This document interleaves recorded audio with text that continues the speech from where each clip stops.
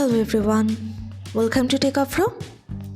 Today in this video, I'm gonna show you how to enable Authenticate with screen lock or biometrics before filling payment method. Before starting the video, please subscribe to Techavro. So let's get started. For this, you have to open your settings.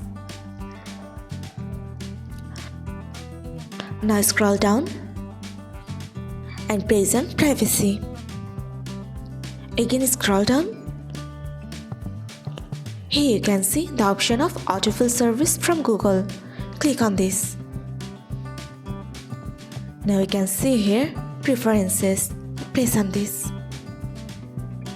Use your pattern or password. Now you can see here Authenticate with screen lock or biometrics before filling payment method.